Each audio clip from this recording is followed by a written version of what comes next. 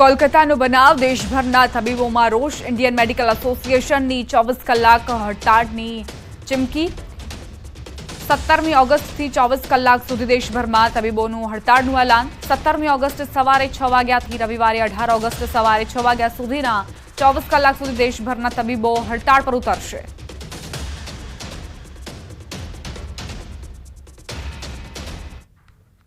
હવે અન્ય સમાચારો પર નજર કરીએ। પ્રાથમિક શિક્ષકોની જૂની પેન્શન યોજનાની માંગ। શિક્ષકો આજે ગાંધીનગર એકઠા થશે। બનાસકાંઠાના 2000થી વધુ શિક્ષકો ગાંધીનગર જવા રવાના થયા। સત્યાગ્રહ છાવણી પર દેખાવ કરશે। 15000થી વધુ શિક્ષકો ગાંધીનગરમાં ધરણા કરશે। પ્રાથમિક શિક્ષકોનું કહેવું છે કે ચૂંટણી પહેલા સરકારે પ્રશ્નના ઉકેલની ખાતરી આપી હતી, છતાં પણ ઉકેલ નથી આવ્યો।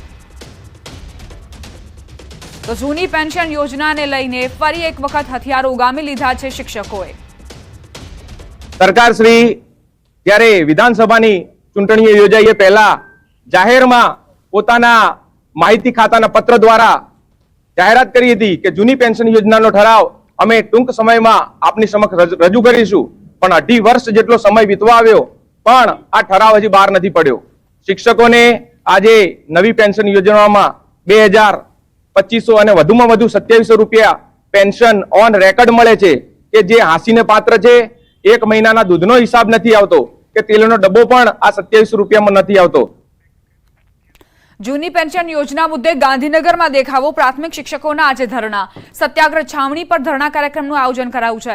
શિક્ષકો અને કર્મચારીઓ માટે જૂની પેન્શન યોજનાને ફરીથી અમલમાં લાવવાના મુદ્દે અખિલ ભારતીય રાષ્ટ્રીય શૈક્ષિક મહાસંઘ લાંબા સમયથી લડત ચલાવી રહ્યું છે।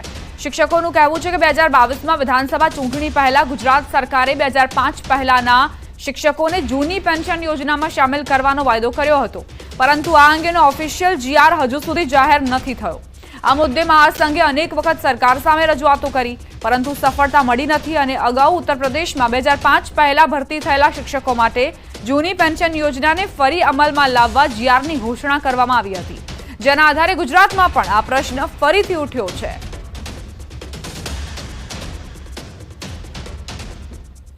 સરકારે ઘણા લાંબા સમયથી જૂની પેન્શન યોજનાની જાહેરાત કરેલી છે। 2005 પછીનું બંધ કરેલું છે, પણ 2005 પહેલાના જે લોકો જે લેવા પાત્ર છે એના માટે સરકારે જાહેરાત કરેલી છે કે એમને ઓપીએસ આપવામાં આવશે, પણ આજ સુધી એનો કોઈ ઠરાવ કરવામાં નથી આવ્યો।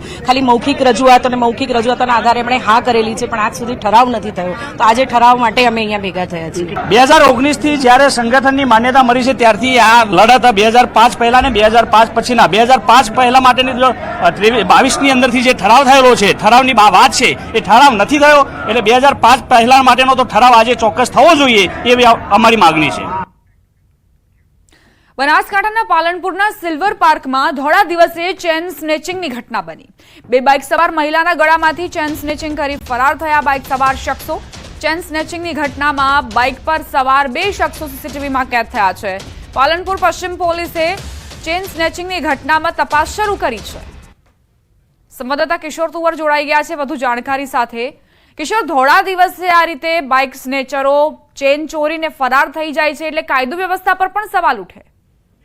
ચોક્કસથી કાયદો અને વ્યવસ્થા પર સવાલો પણ ઉઠી રહ્યા છે। ઉપરાંત આ જે ઘટના બની છે ચેન સ્કેનની, જે સમગ્ર જે ઘટના છે તે ઘટના સીસીટીવી કેમેરામાં પણ કેદ થઈ છે। મહત્વની વાત તો એ છે, અનેકવાર પોલીસ પેટ્રોલિંગના દાવા કરતી હોય છે અને તેમાં પણ આવી ઘટનાઓ જ્યારે બનતી હોય છે ત્યારે ખાસ કરીને લોકોમાં ડરનો માહોલ પણ હોય છે। થોડા દિવસે ત્યારે આ ચેનની જે ઘટના બની છે તેને લઈને સ્થાનિક લોકોમાં રોષ છે। પાલનપુરના સિલ્વર પાર્ક સોસાયટીની અંદર એક મહિલા જઈ રહી હતી, ત્યારે જ 2 બાઇક સવારો મહિલાના ગળામાંથી ચેન ખેંચીને ફરાર થઈ જાય છે અને આ સમગ્ર ઘટના સીસીટીવીમાં કેદ થઈ છે। સીસીટીવીના આધારે અત્યારે તો પાલનપુર પશ્ચિમ પોલીસે વધુ તપાસ હાથ ધરી છે। આભાર કિશોર, જાણકારી આપવા માટે। આજથી ખુલશે માછીમારોનું વેકેશન। 2 મહિના બાદ ફરી બોટ માલિકો પોતાની ફિશિંગ બોટ દરિયામાં રવાના કરશે। ઊંચા ડીઝલના ભાવ, દરિયામાં માછલીઓના અભાવ સહિતના કારણે માછીમારો ચિંતિત। CBRNDA ગુજરાત સરકાર સાથે કર્યા MOU। લોકોને કેમિકલ, બાયોલોજીકલ, રેડિયોલોજીકલ એટેકથી બચાવશે આ સિસ્ટમ। અમદાવાદમાં સિસ્ટમ કરાઈ ઇમ્પ્લાન્ટ। ઇસરો આજે કરશે SSLV D3 રોકેટ અને સેટેલાઇટનું લોન્ચિંગ। પૃથ્વીને કુદરતી આપત્તિથી બચાવશે આ સિસ્ટમ. શ્રી હરિકોટાના સતીશ ધવન સ્પેસ સેન્ટરથી કરાશે લોન્ચ. સુરતના દરિયા કિનારે સુવાણી બ્રિજ પરની ચોકીમાં લાગ્યા છે તાળા. દરિયા કિનારે હજારો લોકોની હાજરી. લોકોની સેફટી અને સુરક્ષાને નામે અનેક સવાલો ઉભા થયા. 2 દિવસ પહેલા દરિયા કિનારે પકડાયું હતું કરોડોનું ડ્રગ્સ. સુરતના દરિયા કિનારેથી ફરી ઝડપાયું ડ્રગ્સ. એસારના રિક્લાઇમેન્ટ એરિયામાંથી 4 કરોડથી વધુ કિંમતનું ડ્રગ્સ મળી આવ્યું હતું. વારસી હાલતમાં ડ્રગ્સના 7 પેકેટ મળી આવ્યા હતા. કુલ 8 કિલો ડ્રગ્સ જપ્ત કરાયું હતું. મહેસાણાના મેવડ ગામના માતંકી ધામ મંદિરને તસ્કરો નિશાન બનાવ્યું. મંદિરમાંથી તસ્કરો દાનપેટી ઉઠાવી ગયા.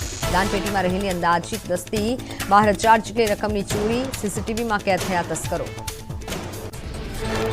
સુરતના હીરા બજારમાં રત્ન કલાકારો ₹80,000ના હીરાની ચલાવી લૂંટ. ચપ્પુની અણીએ કારીગરોને ધમકાવી ચલાવી લૂંટ. મિની હીરા બજારમાં 3 શખ્સો ગેટ પરથી કૂદી અને કારખાનામાં ઘૂસ્યા હતા. વરાછા પોલીસે આરોપીને દબોચ્યા. બનાસકાંઠાના જાડા ગામે આચાર્ય વગરની શાળાનો આક્ષેપ. છેલ્લા 1 વર્ષથી આચાર્ય ભૂમિકા પરમાર ડેપ્યુટેશન ઉપર ગાંધીનગર GCERTમાં ફરજ બજાવતા હોવાનું લેટર આવ્યું સામે. ગ્રામ્યજનોએ શાળામાં આચાર્યની કરી હતી માંગ.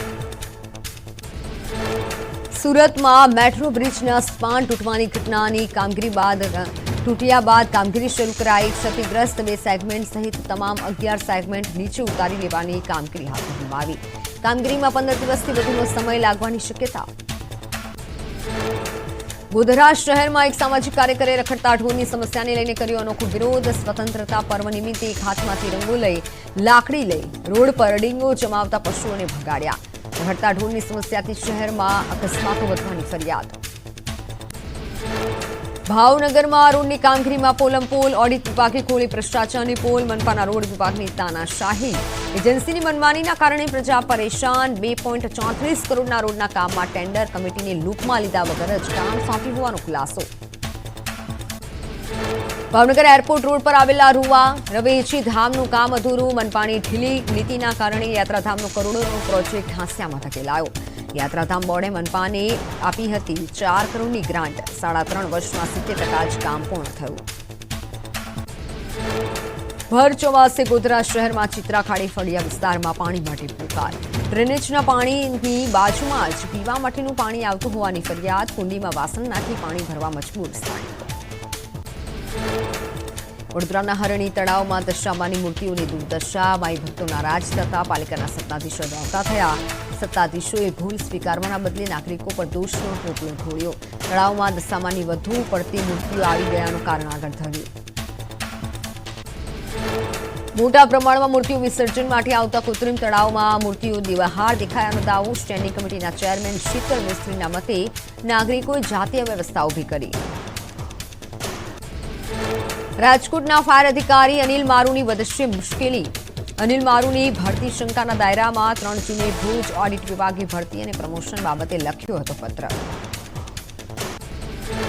2015થી અનિલ મારુને કાયમી કરાયા. ધોરણ 12 પાસ અનિલ મારુને ક્લાસ 1 ઓફિસર બનાવાતા ઉઠ્યા સવાલ. અગ્નિકાંડ બાદ ભુજથી રાજકોટમાં કરાઈ હતી બદલી.